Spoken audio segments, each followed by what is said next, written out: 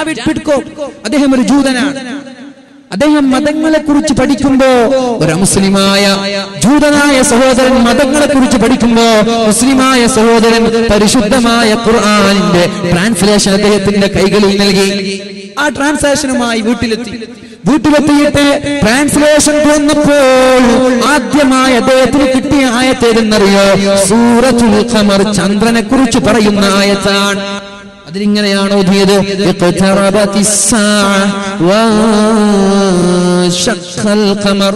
അന്ത്യനാൾ അടുത്തിരിക്കുന്നു, ചന്ദ്രൻ 2 കഷ്ണമായി പിളർന്നിരിക്കുന്നു.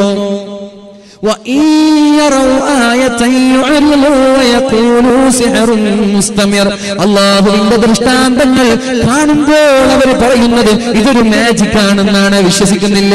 മക്കക്കാരായ മുശ്രിക്കീങ്ങൾ മുഹമ്മദേ, ആ കാണുന്ന അമ്പിളിമാമനെ, ആ കാണുന്ന ചന്ദ്രൻ 2 കഷ്ണമായി പിളർത്തി തന്നാൽ നിന്നെ കൊണ്ട് ഞങ്ങൾ വിശ്വസിക്കാമെന്ന് പറഞ്ഞപ്പോഴാണ് അല്ലാഹുവിന്റെ ഹബീബ് ദുആ ചെയ്തത്.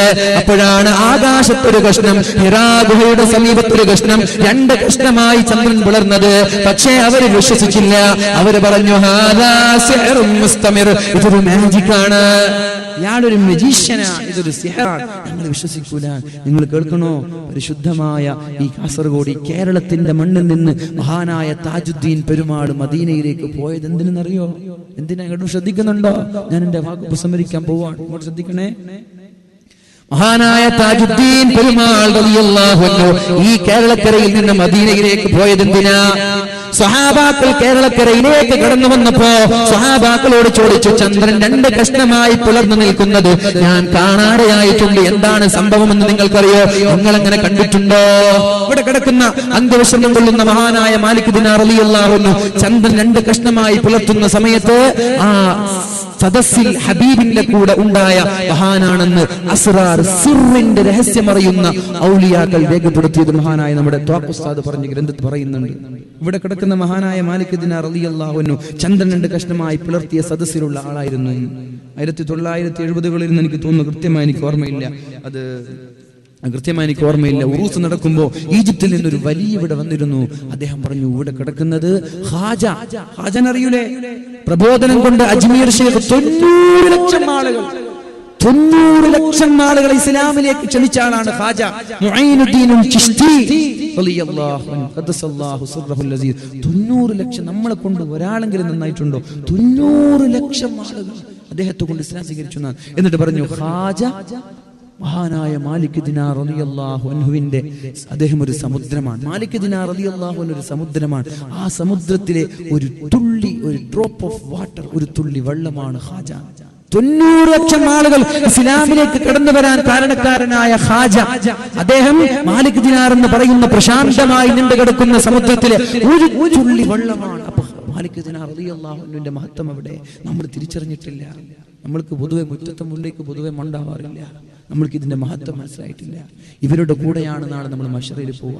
അള്ളാഹു തൗഫീഖ് ചെയ്യട്ടെ. പക്ഷെ എന്റെ തളങ്കര സ്വദേശികൾ ഈ വഅൽ കേൾക്കുന്നുണ്ടെങ്കിൽ ഈ മണ്ണിൽ നിന്ന് തെറ്റ് ചെയ്യുമ്പോൾ സൂക്ഷിക്കണേ, കുരുത്തക്കേട് പറ്റിപ്പോകും. ഈ മണ്ണ് മാലാഖമാരുടെ സാന്നിധ്യം കൊണ്ട് അനുഗ്രഹീതമായ മണ്ണാണ്. അള്ളാഹുവിന്റെ ഔലിയാക്കളുടെ മസാറുകളിൽ മഹാന്മാരായ മലക്കുകളുടെ സാന്നിധ്യം ഉണ്ടാകും. അനുഗ്രഹീതമായ മണ്ണിൽ നന്മ ചെയ്യുമ്പോൾ പ്രതിഫലം കിട്ടുന്നത് പോലെ തിന്മ ചെയ്യുമ്പോൾ ശിക്ഷ കൂടുതലാണ്. അള്ളാഹു നമ്മളെ കാക്കട്ടെ. ഇതിന് തൊട്ടടുത്ത് ഇതിന്റെ ചുറ്റുഭാഗത്ത് കഞ്ചാവിന്റെയോ കള്ളിന്റെയോ മയക്കുമരുന്നിന്റെയോ ഹറാമിന്റെയോ പ്രവർത്തനങ്ങൾ നടത്തരുത്. അള്ളാഹു നമ്മെ കാക്കട്ടെ. നമ്മൾ പറഞ്ഞു വന്നത്, അദ്ദേഹം വായിക്കുകയാണ്,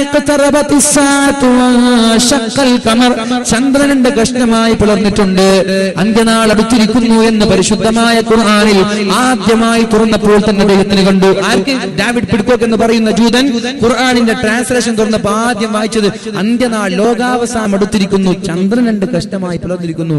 അദ്ദേഹം തുറന്ന മുസ്ഹഫ്, തുറന്ന ട്രാൻസ്ലേഷൻ അതുപോലെ പൂട്ടിവെച്ചിട്ട് പറഞ്ഞു, ഇതൊരു ബുഡലാണ്, ഇതൊരു കെട്ടുകഥയാണ്, ഇതിൽ വിശ്വസിക്കാൻ എന്നെ കിട്ടൂല, നിങ്ങൾ വിശ്വസിച്ചോളി എന്ന് പറഞ്ഞിട്ട് ഖുർആൻ പൂട്ടിവെച്ചതാണ്. പിന്നെ ഖുർആൻ തുറന്നു നോക്കിയിട്ടില്ല.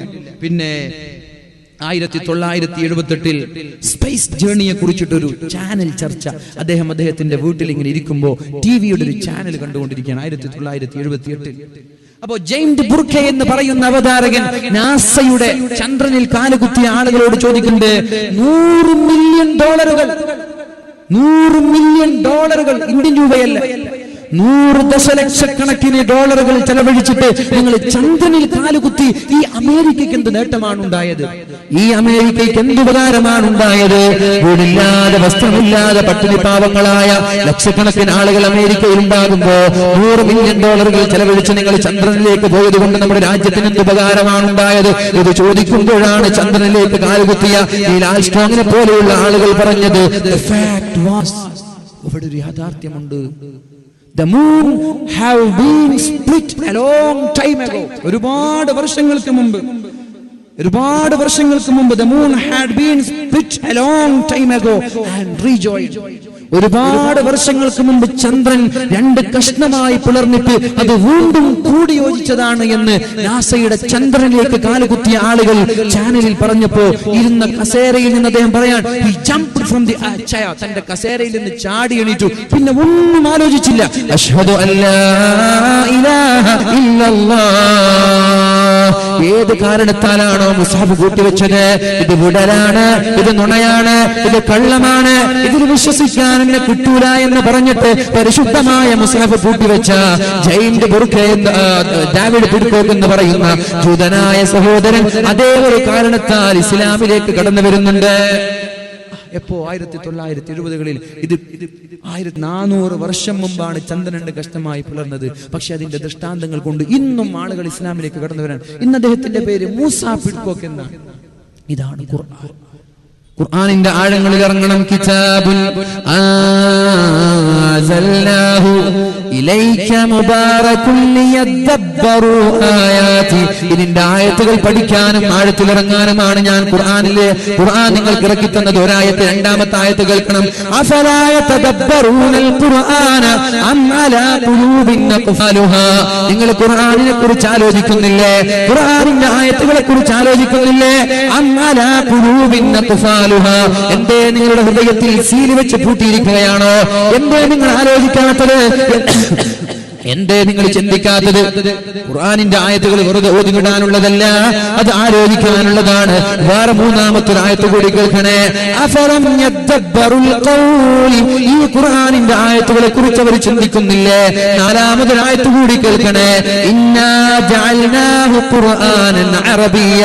ഈ പരിശുദ്ധമായ ഖുർആനിനെ അറബിയിൽ ഞാൻ ഇറക്കിയത് ലഅല്ലകും തഅഖിലൂൻ. ചിന്തിക്കാൻ വേണ്ടിയാണ്, ഓതിവിടാനല്ല, വെറുതെ അങ്ങ് ഓതിവിടാനല്ല, ചിന്തിക്കാൻ വേണ്ടിയാണ്. നിർബന്ധമായും അർത്ഥം ആലോചിക്കേണ്ട ചില ആയത്തുകളുണ്ട്, നിർബന്ധമാണ്. വൈലുൽ ലിമൻ ഖറഅ വലം യതഫക്കർ ഫീഹാ.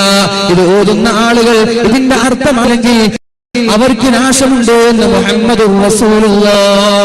ഇങ്ങനൊരു ആയത്ത് ഖുർആനിലുണ്ടോ? മനസ്സിലായോ? നമ്മൾ എത്ര ഖത്തം തീർത്തു, ശ്രദ്ധിക്കണം. നമ്മൾ എത്ര ഖുർആനിന്റെ ആയത്തുകൾ ഓതി തീർത്തു.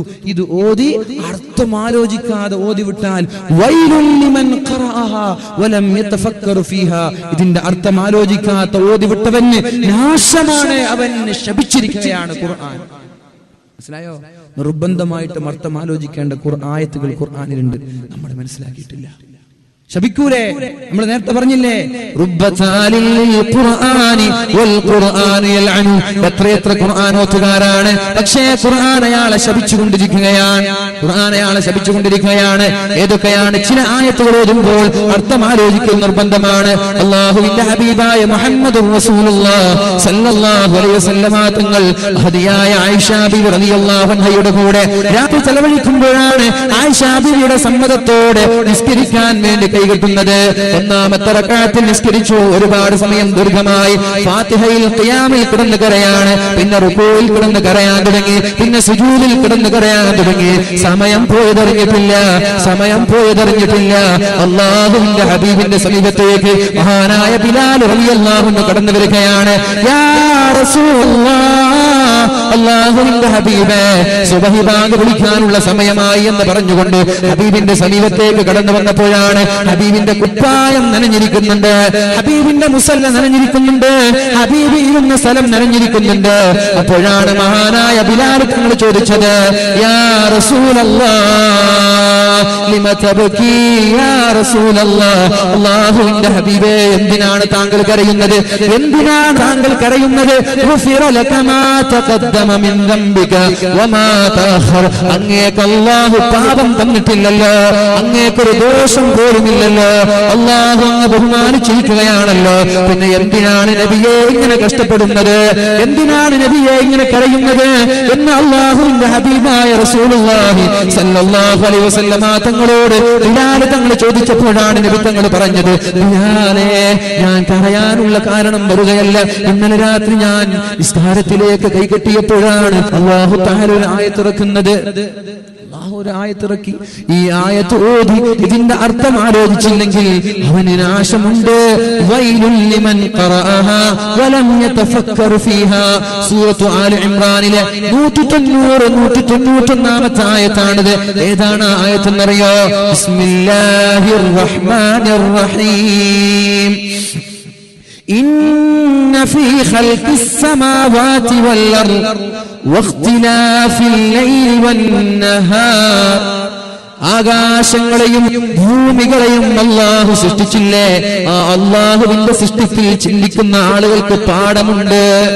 പാടില്ലേ? നമ്മുടെ കാണുന്ന ആ ഗേറ്റ് ഇത്ര ചെറിയൊരു സ്ക്വയർ ഫീറ്റ് ആണ്. അതിന് 4 ഫില്ലർ ഉണ്ട്. നമ്മുടെ പള്ളി ഇത്ര ഒരു 4000-5000 സ്ക്വയർ ഫീറ്റ് അല്ലെങ്കിൽ 10000 സ്ക്വയർ ഫീറ്റ് ഉള്ള പള്ളിക്ക് 100 കണക്കിന് തൂണുകളുണ്ട്. എന്നാൽ പ്രവിശാലമായി നീണ്ടുകിടക്കുന്ന ഈ ആകാശത്തിന് ഒരു തൂണ് കാണിച്ചു തരാൻ പറ്റുമോ? ഇത് പള്ളിയുടെ എഞ്ചിനീയർ അല്ല, ഇത് ഈ ഗേറ്റിന്റെ എഞ്ചിനീയർ അല്ല, ഇതിന്റെ എഞ്ചിനീയർ അല്ലാഹുവാണ്. ചിന്തിച്ചിട്ടുണ്ടോ? ഇന്ന ഫീ ഖൽഖിസ് സമാവാതി വൽ അർദ്, ആകാശങ്ങളെ അല്ലാഹു സൃഷ്ടിച്ചതിൽ, ഈ ഭൂമികളെ അല്ലാഹു സൃഷ്ടിച്ചതിൽ ചിന്തിക്കുന്ന ആളുകൾക്ക് ഒരുപാട് പഠിക്കാനുണ്ട്. ഇതിനൊരുപാട് ലായറുകളുണ്ട്. ഭൂമിക്കുമുണ്ട്, ആകാശത്തിനുമുണ്ട്. ഒരുപാട് പാളികൾ, ഒരുപാട് വിഷയങ്ങളില്ലേ. ബയോളജി പഠിക്കുന്ന ആളുകളുണ്ട്, ജിയോഗ്രഫി പഠിക്കുന്ന ആളുകളുണ്ട്, സോണമി പഠിക്കുന്ന ആളുകളുണ്ട്, അസ്ട്രോണമി പഠിക്കുന്ന ആളുകളുണ്ട്. ഇങ്ങനെ ഇഷ്ടം പോലെ ഓരോ വിഷയത്തിലും നിങ്ങൾ ഡെപ്തിലിറങ്ങുമ്പോൾ അള്ളാഹുവിനെ കുറിച്ച് മനസ്സിലാക്കാൻ നിങ്ങൾക്ക് കഴിയണം. അല്ലാത്ത പഠനം വൃഥാവിലാണ്, നഷ്ടമാണ്. അല്ലാഹു പറയാണ്, ഇന്ന ഫീ ഖൽഖിസ് സമാവാതി വൽ അർദ്, ആകാശങ്ങളെയും ഭൂമിയെയും അല്ലാഹു സൃഷ്ടിച്ചതിൽ, വഖ്തിലാഫിൽ ലൈലി വൻ നഹാർ, രാത്രിയും പകലും മാറി വരുന്നതിൽ നിങ്ങൾ ആലോചിച്ചിട്ടുണ്ടോ? ഇവിടെയുണ്ട് ചില ദൃഷ്ടാന്തങ്ങൾ. നിങ്ങൾ ആലോചിച്ചിട്ടുണ്ടോ? മഗ്രിബ് ബാങ്ക് വിളിക്കുമ്പോൾ രാത്രിയായി, സുബഹി ബാങ്ക് വിളിക്കുമ്പോൾ പകലായി. ഇതല്ലാതെ വേറെന്തെങ്കിലും നിങ്ങൾ ചിന്തിച്ചിട്ടുണ്ടോ? നിങ്ങൾ ചിന്തിച്ചിട്ടുണ്ടോ?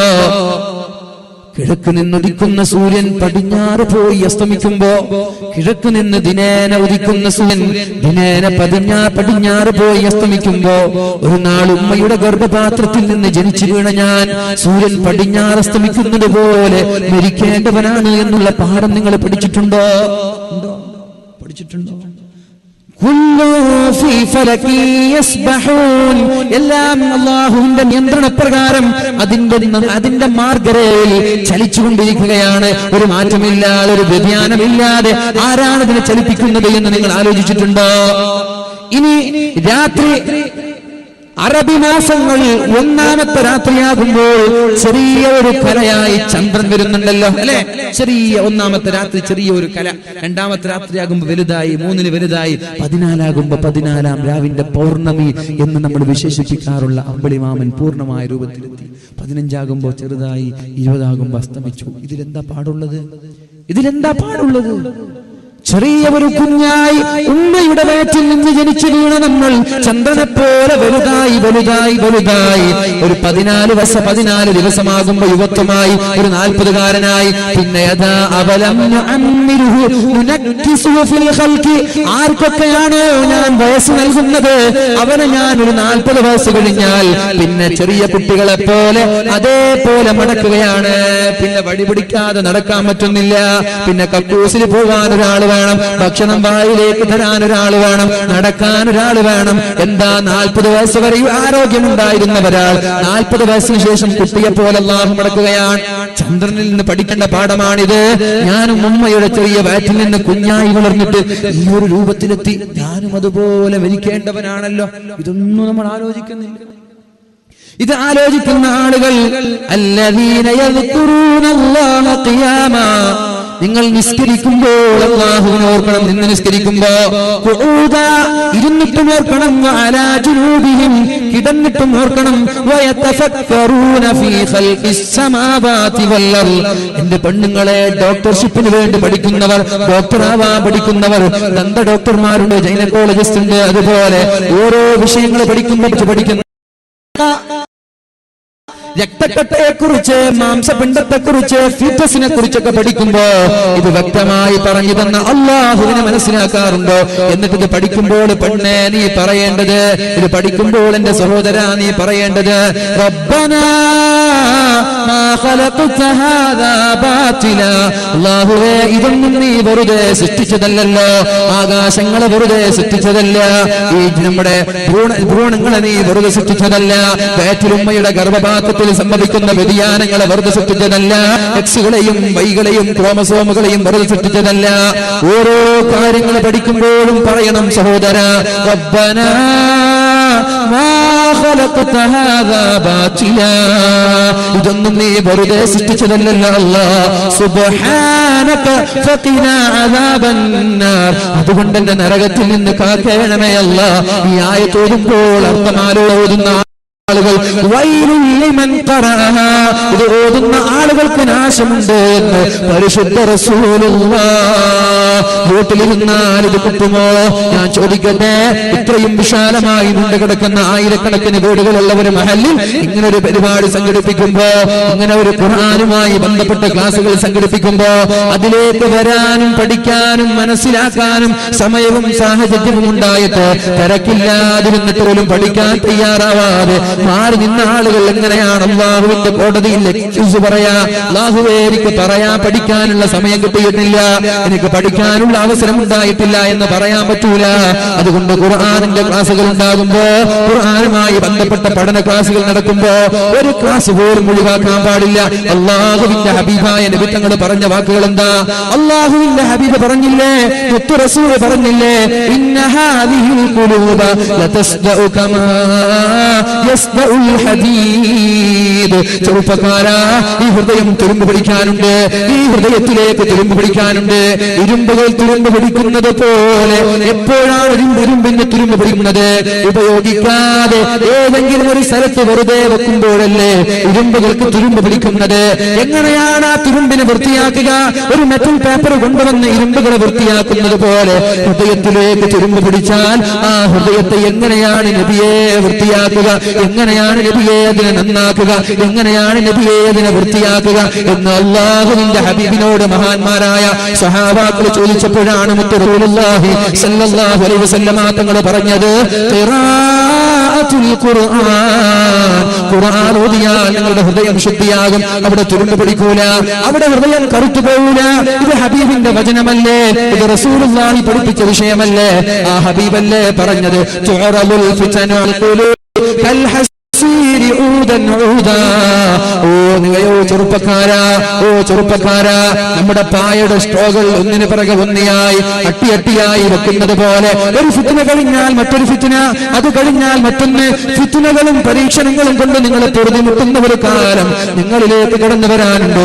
വീട്ടിലേക്ക് കയറിയാലും കാണുന്നത് ഹറാമ്, വീട്ടിൽ നിന്നിറങ്ങിയാലും കാണുന്നത് ഹറാമ്, ആംബസിൽ പോയാലും ഹറാമ്, ഹോസ്റ്റലിൽ പോയാലും ഹറാമ്, വാലിന്റെ സദസ്സിലേക്ക് വന്നാലും ഹറാമ്. ഇങ്ങനെ ഹറാമല്ലാതെ കാണാനില്ല, ഹറാമല്ലാതെ കേൾക്കാനില്ല, ഹറാമല്ലാതെ ജീവിതത്തിൽ ചെയ്യാനുള്ള അവസരം പോലുമില്ലാതെ ഇത്രത്തോളം ഫിത്നയും പരീക്ഷണവും ഹറാമിന്റെ മുന്നിൽ ജീവിക്കേണ്ട ഒരു സാഹചര്യം ഉണ്ടായാൽ ആ സമയത്ത് അല്ലാഹുവിന്റെ ഹബീബ് പറയുന്നുണ്ട്, ഈ സിനിമകളോട് നിങ്ങൾക്ക് താല്പര്യം തോന്നിയാൽ, IPL മാമാങ്കം വർഷങ്ങളിൽ മാസങ്ങളോളം കൊണ്ടു കിടക്കുമ്പോ അതിനോട് നിങ്ങൾക്കൊരു മൃദു സമീപനം ഉണ്ടാൽ, കളിക്കാർക്ക് വേണ്ടി ഫ്ലക്സ് വെക്കാൻ തുടങ്ങിയാൽ, ഫുട്ബോൾ വേൾഡ് കപ്പ് വരുമ്പോ അവരുടെ പേരിൽ പതാകകൾ ഉയർത്താൻ തുടങ്ങിയാൽ, അവരുടെ പേരിൽ സംവാദം നടത്താൻ തുടങ്ങിയാൽ, അവരുടെ പേരിൽ ഫേസ്ബുക്കിൽ പോസ്റ്ററുകൾ അപ്ലോഡ് ചെയ്യാൻ തുടങ്ങിയാൽ, അവരുടെ പേരിൽ ക്ലബ്ബുകളിൽ നിന്നിട്ട് തർക്കിക്കാൻ തുടങ്ങിയാൽ, അവരുടെ പേരിൽ ആവശ്യമില്ലാത്ത സംസാരങ്ങൾ സംസാരിക്കാൻ തുടങ്ങിയാൽ, നിങ്ങളുടെ ഹൃദയത്തിൽ അല്ലാഹു തആല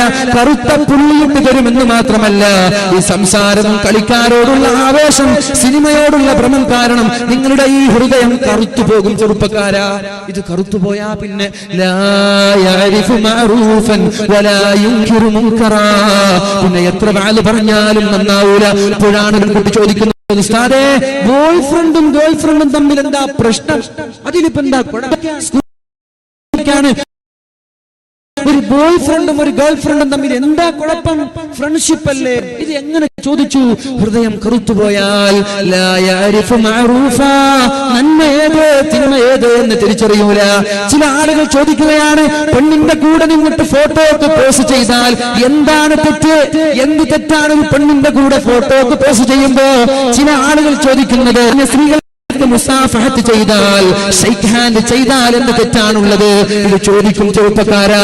ഇത് ചോദിക്കാനുള്ള അവസരം നിങ്ങൾ ഉണ്ടാക്കിയതാണ്, നിങ്ങൾക്ക് ചോദിച്ചു വാങ്ങിയതാണ്. ഹൃദയം കറുത്തുപോയാൽ ലാ യഅരിഫു മഅറൂഫൻ വലാ യുൻകിറു മുൻകറാ, നന്മ ഏത് എന്ന് തിരിച്ചറിയൂല, തിന്മ ഏത് എന്ന് തിരിച്ചറിയൂല.